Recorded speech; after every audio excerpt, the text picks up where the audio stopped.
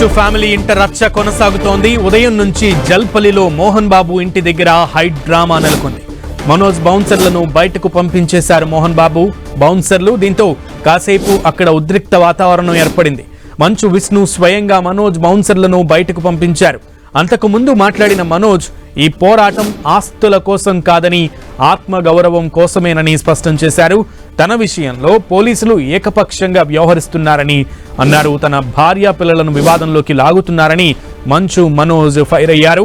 న్యాయం కోసం అందరినీ కలుస్తానని ఆయన చెప్పారు. పోలీసులు తన మనుషులను బెదిరించి పంపేశారని మనోజ్ ఆరోపించారు.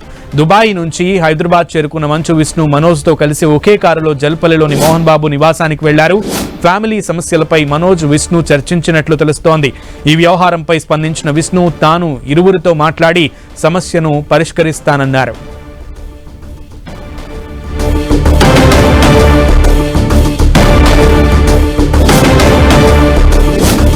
మంచు ఇంట వివాదం తారాస్థాయికి చేరుకుంటున్నటువంటి పరిస్థితి కనబడుతోంది. వివాదం ముదురుతోంది. మంచు విష్ణు వచ్చిన తర్వాత ఒక క్లారిటీ వస్తుంది, లేదా ఈ వివాదానికి ఒక తెరపడుతుంది అని అనుకున్నప్పటికీ వివాదం ఇంకా కొనసాగుతున్నటువంటి పరిస్థితి కనబడుతోంది.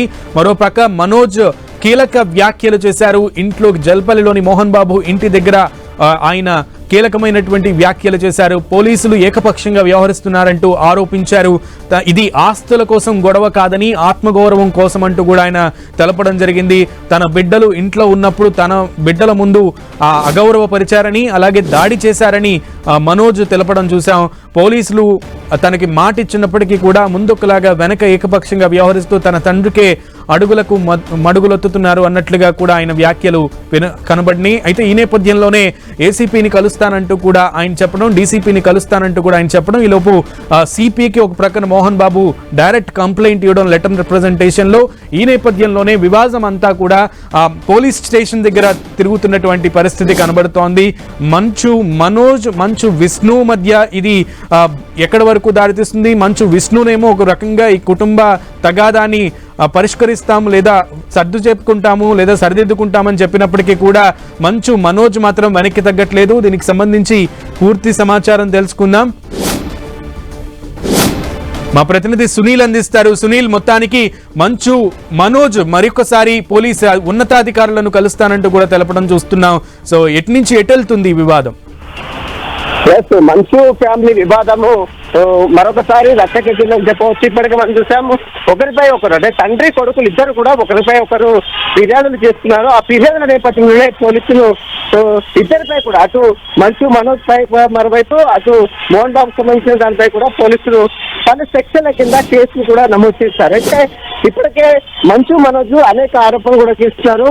నేను ఎక్కడ ఆస్తులు అడగడం లేదు, కేవలం ఆత్మగౌరవం కోసమే కావాలని నేను అడుగుతున్నాను, కానీ మా ఇంట్లో జరుగుతున్నటువంటి వివాదానికి ప్రధాన కారణం మా తండ్రి గారు కొంతమంది అనుచరులతో మా ఇంటి మీదకి వచ్చి దాడులు చేశాడంటూ కూడా అటు మనోజ్ ఈరోజు మీడియాతో మాట్లాడిన తీరు కూడా మనం చూసాం. కాబట్టి మరి ఇప్పటికే మనం చూడొచ్చు మనోజ్ ఇంటెలిజెన్స్ కార్యాలయానికి చేరుకున్నారు. ఇంటెలిజెన్స్ కార్యాలయంలో ప్రస్తుతం మనోజ్ ఉన్నాడు. మనం చూస్తున్నటువంటి ఇంటెలిజెన్స్ కార్యాలయంలో ప్రస్తుతం అయితే మనోజ్ ఉన్నాడు. ఈ ఇంటెలిజెన్స్ కార్యాలయంలో ఉన్నతాధికారులు కలిసి మనోజ్ ఫిర్యాదు చేస్తాడు. ఫిర్యాదు నేపథ్యంలోనే ప్రస్తుతం అయితే ఎలాంటి అధికారులకు ఫిర్యాదు చేస్తారు, ఏం చేస్తారు?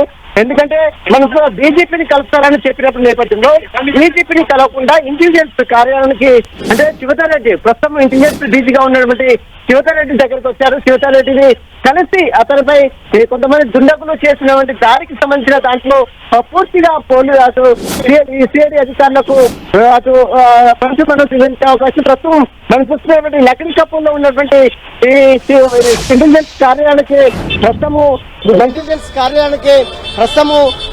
మనోజ్ చేరుకున్నారు. ఉన్నతాధికారిని కలిసి మనోజ్ ఇక్కడ ఫిర్యాదు కూడా చేసే అవకాశం. ఇప్పటికే మనం చూసాం, అటు మోహన్ బాబు ఇచ్చిన ఫిర్యాదు మేరకు, మరోవైపు మనోజ్ ఇచ్చిన ఫిర్యాదు మేరకు పలు సెక్షన్ల కింద అటు పాడి షరీఫ్ పోలీసులు కూడా కేసు నమోదు చేసిన తీరు కూడా మనం చూసాం. అయితే ఈ వివాదానికి గల మొత్తం ప్రధాన కారణము ఆస్తి తగాదాలే ఈ యొక్క వివాదానికి ప్రధాన కారణమా, లేదు ఇదంతా కూడా ఆస్తి తగాదా కాదు, తనకు ఎలాంటి ఆస్తులొద్దు, తన కాళ్ళ మీద తాను బ్రతుకుతున్నాను, కానీ ఇదంతా కూడా కేవలం తన ఆత్మగౌరవం కోసమే పోరాటం చేస్తున్నట్లు కూడా ఇప్పటికే మంచు మనోజ్ ఈరోజు మీడియాతో మాట్లాడిన తీరు కూడా మనం చూసాం.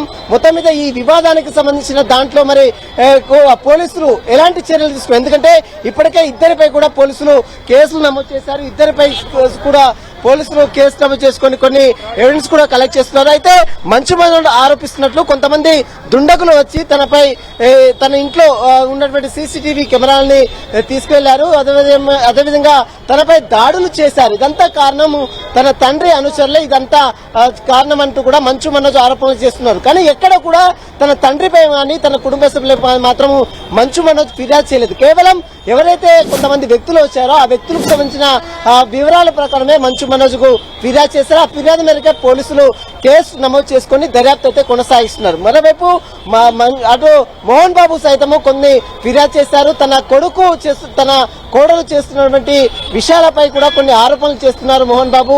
అతను కూడా నిన్న రాచకొండ పోలీస్ కమిషనర్ సుధీర్ బాబుకి ఒక లేఖను కూడా రాయడం జరిగింది. ఆ లేఖలో అనేక అంశాలు కూడా పొందుపరిచారు. మంచు మనోజ్ సంబంధించినటువంటి తన భూమా మౌనిక సంబంధించిన అనుచరులు వచ్చి దాడులు చేశారంటూ కూడా మరోవైపు అటు మోహన్ బాబు చెప్తున్నారు. అయితే ఒకరిపై ఒకరు అటు తండ్రి కొడుకులు ఒకరిపై ఒకరు పరస్పరం ఆరోపణలు చేసుకుంటున్న నేపథ్యంలో ఇద్దరికి సంబంధించిన విషయంలో పోలీసులు ఇప్పటికే కేసు నమోదు చేసుకున్నారు. ఇప్పటికే మనం చూసుకోవచ్చు తెలంగాణ ఇంటెలిజెన్స్ కార్యాలయానికి మంచు మనోజ్ చేరుకొని అధికారులకు ఫిర్యాదు చేస్తున్నారు. ఫిర్యాదు చేసిన తర్వాత మరి ఇక్కడికి ఎందుకు వచ్చారు, అంటే ఇంటెలిజెన్స్ కార్యాలయానికి ఎందుకు వచ్చారు, ఏదైనా అక్కడ సంబంధించినటువంటి ఎవరు అనుచరులు వచ్చారు, ఎవరు దాడులు చేశారు, ఆ సీసీటీవీ కెమెరాలు ఎందుకు తీసుకువెళ్లారు, వీటన్నిటికి సంబంధించిన దాంట్లో పూర్తిగా వివరాలు సేకరించారు. ఆ వివరాలు మొత్తం కూడా రాబట్టే విధంగా పోలీసులు ఇంటెలిజెన్స్ అధికారులు చర్యలు తీసుకోవాలంటూ కూడా మంచు మనోజ్ ఈ రోజు ఇంటెలిజెన్స్ డీజీ శ్రీధర్ రెడ్డిని కలవడానికి వచ్చిన పరిస్థితి మాత్రం చూడొచ్చు. సునీల్ అయితే ఇది మొదటిసారి కాదు సునీల్, గతంలో కూడా మంచు ఇంట వివాదం జరిగింది. అప్పుడు కూడా వీడియోలు బయటకు వచ్చాయి, ఆగ్రహంగా ఒకరి మీదకి ఒకరు వెళ్తున్నటువంటి వీడియోలు బయటకు వచ్చేది.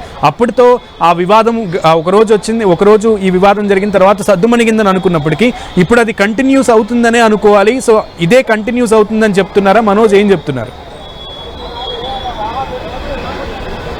ఖచ్చితంగా కంటిన్యూ అవుతుంది, ఎందుకంటే ఈ వివాదం ఇప్పటిది కాదు. గత 6 నెలల క్రితము 1 year బ్యాక్ కూడా కొన్ని వీడియోస్ ఇద్దరు కొట్టుకొని ఒకరిపై ఒకరు చేసుకున్నటువంటి వీడియోలు కూడా వచ్చాయి. తర్వాత వాటన్నిటి కూడా కొంత మేనేజ్ చేసే ప్రయత్నం అటు మంచు మనోజ్ చేశాడు. మరోవైపు మంచు విష్ణు మా అసోసియేషన్ ప్రెసిడెంట్ గా ఉన్నాడు కాబట్టి అతను చేశాడు. మోహన్ బాబు కూడా దీన్ని ఖండించాడు. కానీ ఆ వివాదం అనేది ఇప్పుడు మనం చూస్తున్నటువంటి కేసులను బట్టి చూస్తే ఆ వివాదం అనేది చాలా ముదిరిందనే చెప్పవచ్చు. ప్రస్తుతం ఈ వివాదానికి సంబంధించి ఒకరిపై ఒకరు పాడిచేరి పోలీసులకు ఫిర్యాదు చేస్తున్నాడు. రాచకొండ కమిషనర్ కి ఇప్పటికే మోహన్ బాబు ఒక లేఖను కూడా రాసిన తీరు కూడా మనం చూస్తాం. ఈ లేఖ సారాంశంలో అనేక అంశాలు కూడా ఆ లేఖలో ప్రస్తావించారు.